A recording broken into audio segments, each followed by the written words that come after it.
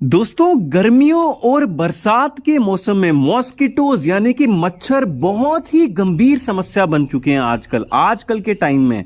2022 के टाइम में मैं आपको बता रहा हूं दोस्तों, अगर आप मच्छरों को बहुत ही ज्यादा लापरवाही से लेते हैं यानी कि आपको फर्क नहीं पड़ता है, तो मैं आपको बता दूं कि एक खतरनाक मलेरिया वाले मच्छर के काटने से आपके शरीर में जो खून की कमी होती है वो आपके किडनीज को डैमेज कर देती है। 95% लोगों में किडनीज का जो डैमेज होता है वो देखा जाता है, और किडनी फेलियर लगभग 60% लोगों में होता है जिनको मच्छर के काटने से मलेरिया की समस्या आजकल के समय में हो जाती है। और ऑब्वियसली जिसको किडनी की कोई भी इश्यू होती है उसकी जो मृत्यु होती है लगभग नॉर्मल मृत्यु से 10 से 15 साल पहले हो जाती है। तो आप इसको बिल्कुल भी लापरवाही से बिल्कुल ना लें। डेंगू भी बहुत खतरनाक प्रॉब्लम है जो कि आपके प्लेटलेट्स को कम कर देती है और यहां तक कि मृत्यु भी कर देती है। तो इससे बचने के हमारी आयुर्वेद की ग्रंथ चरक संहिता और अष्टांग हृदय के कुछ मैं आपको घरेलू देसी उपाय बताऊंगा जिससे आप मच्छरों से बच सकते हैं। और भी मैं आपको नेचुरल तरीके आज इस वीडियो के माध्यम से बताने वाला हूं। 10 तरीके बताऊंगा, तो वीडियो को ध्यानपूर्वक अंत तक अवश्य देखें। वीडियो को लाइक करना बिल्कुल भी ना भूलें, है ना। हमें कुछ भी लाइक करने के पैसे नहीं मिलते हैं, बस हमारा मोटिवेशन अप हो जाता है अगर आप हमारी वीडियोस को लाइक करते हैं, पसंद करते हैं। साथ में चैनल को सब्सक्राइब करके बेल आइकन घंटे के बटन को दबाने के बाद ऑल पे क्लिक करना बिल्कुल भी ना भूलें, ताकि जब भी मैं अपने चैनल पे एक नई वीडियो अपलोड करूं उसकी नोटिफिकेशन आपको तुरंत 1 सेकंड के भीतर मिल जाए। दोस्तों, सबसे पहला घरेलू उपाय, पुराने जमाने से मच्छरदानी का इस्तेमाल। पहले जमाने में जो चरखे से मच्छरदानी बनाई जाती थी उनका इस्तेमाल किया जाता था मच्छरों से बचने के लिए। आप जब भी रात को सोते हैं तो एक तो दोस्तों या तो आप मच्छरदानी का इस्तेमाल कर सकते हैं जो कि सबसे बेस्ट होता है। खतरनाक से खतरनाक एक तो आपको नींद ना आने की जिनको समस्या है, मच्छरों के काटने से भी बहुत प्रॉब्लम होती है, नींद टूट जाती है, वो नहीं होगी। साथ में आप खतरनाक मच्छरों से भी बचे रहेंगे। दूसरा घरेलू उपाय जो कि नेचुरल तरीका है, जहां पे भी आपका गीली वाली जगह होती है, जहां पे आप पानी का इस्तेमाल बहुत ज्यादा करते हैं, किचन में, वॉशरूम में या फिर सिंक में, या फिर दोस्तों जहां पे आपके घर में सुबह सुबह पानी आता है या फिर आपका खेत है, उसको जितना ज्यादा हो सके गर्मियों और मच्छरों वाले सीजन में, रेनी सीजन में आपको सूखा सूखा रखने की कोशिश करनी है जितना आपसे हो सकता है। तीसरी बात, कहीं पे भी आपको पानी इकट्ठा नहीं होने देना। अब मैं आपको कुछ घरेलू उपाय बताता हूं जिनकी मदद से दोस्तों आप अपने शरीर से मच्छरों को दूर रख सकते हैं।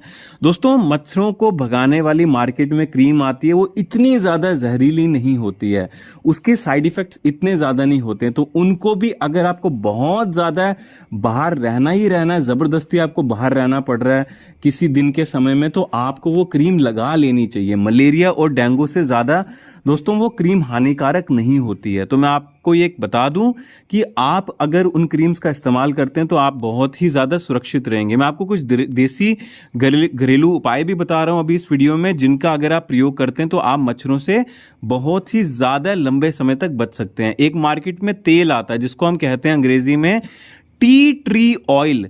टी ट्री ऑयल दोस्तों अगर आप इस्तेमाल करते हैं, इससे आपके शरीर से, अगर आप अपने शरीर में थोड़े कपड़ों में इसको लगा देते हैं ऊपर, है ना, एक तो फुल बाजू कपड़े पहने, पूरे ऊपर से नीचे लेकर आपकी बाजू भी कवर हो और नीचे टांगे भी कवर हो, उनके ऊपर हल्का सा टी ट्री ऑयल होता है उसका स्प्रे मार दीजिए। इसको मारने से दोस्तों मच्छर आपके शरीर से बहुत ही दूर रहते हैं। एक और मैं आपको घरेलू उपाय बताता हूं। अपने शरीर पर अगर आप नारियल का तेल, लौंग का तेल, नीलगिरी का तेल और तुलसी की पत्तियों का दोस्तों रस, नीम का तेल और पुदीने के पत्ते का रस या फिर लहसुन का रस लगा लेते हैं तो दोस्तों इससे चारों तरफ जो आपके मच्छर होते हैं आपके करीब नहीं आते हैं। मैं फिर से आपको ये प्रयोग बता देता हूं। नारियल का तेल, लौंग का तेल, नीलगिरी का तेल, तुलसी के पत्तियों का रस, नीम का तेल, पुदीने के पत्ते का रस या फिर लहसुन का रस, पुदीने या लहसुन में से कोई भी रस ले लेना, दोनों में से एक। इनको मिला करके अपने शरीर में या कपड़ों के ऊपर अगर आप लगा लेते हैं, इसकी स्प्रे बना करके छिड़क देते हैं अपने कपड़ों पे, जब भी आप बाहर निकलते हैं तो आपके आसपास दूर दूर तक मच्छर नहीं भटकेंगे। यदि आप दोस्तों, अगला मैं आपको प्रयोग बता रहा हूं, यदि आप अपने घर में कपूर या फिर नीलगिरी का तेल जलाते हैं तो उससे निकलने वाला जो धुआं होता है घर के सभी मच्छरों को दूर भगाने में आपकी मदद करता है। आप एक काम कर सकते हैं, नीलगिरी का तेल अगर आपको नहीं मिले तो आप सरसों के तेल में या नारियल के तेल में कपूर को जला लीजिए। इससे भी एक तो धुआं होता है, थोड़ा सा ये नुकसान करता है कि साइड इफेक्ट दीवारों पे हो जाता है, काली पड़ जाती है। बाकी आपके शरीर पे तो कपूर का कोई भी साइड इफेक्ट नहीं होता है, मैं बता दूं 100% नेचुरल चीज होती है। या फिर नीलगिरी के तेल में दोस्तों कॉटन रुई डाल करके अगर आप जलाते हैं शाम के समय सुबह के समय तो इससे भी मच्छर आपके घर से दूर रहते हैं। यदि आप रात को सोते समय या कहीं पे बाहर निकलते समय फुल शर्ट और ढीला पैंट पहने तो इससे भी आप बहुत ही गंभीर और खतरनाक मच्छरों से बच सकते हैं। और बहुत जरूरी है यदि आप दोस्तों सोते समय मैं आपको फिर से बता रहा हूं, या तो मच्छरदानी का प्रयोग करें या फिर कूलर जो होता है ना, जिसमें आप पानी डाल करके, ठंडा पानी डाल करके, तेज कूलर अगर आप गर्मियों के मौसम में लगाते हैं, इससे भी आप मच्छरों से बच सकते हैं। एक बहुत ही जबरदस्त हमारी आयुर्वेद की किताब अष्टांग हृदयम का मैं आपको मच्छर भगाने का प्रयोग बता रहा हूं। आपको क्या करना है, कपूर ले लेना है और कपूर को और लहसुन को एक साथ कूट करके उसकी चटनी बना लेनी है। ध्यान से सुनिए, कपूर और लहसुन की कली जो होती है उसको एक साथ कूट करके उसकी चटनी बना लेनी है।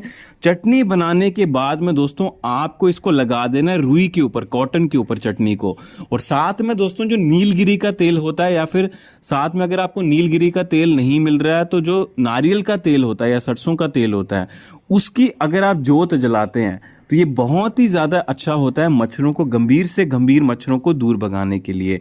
इसके अलावा मैं आपको बताऊं कि जो नीम की पत्तियों का रस होता है, अगर आप उसकी स्प्रे अपने शरीर पे करते हैं तो भी बहुत हद तक चांस है कि बहुत सारे मच्छर आपके आसपास नहीं भटकेंगे। कुछ मच्छर इससे रेजिस्टेंट हो जाते हैं तो वो आसपास आ सकते हैं, लेकिन जो खतरनाक गंभीर मच्छर होते हैं जो मलेरिया और डेंगू कॉज करते हैं वो आपके पास बिल्कुल नहीं आएंगे, इसका मैं आपको भरोसा दिलाता हूं।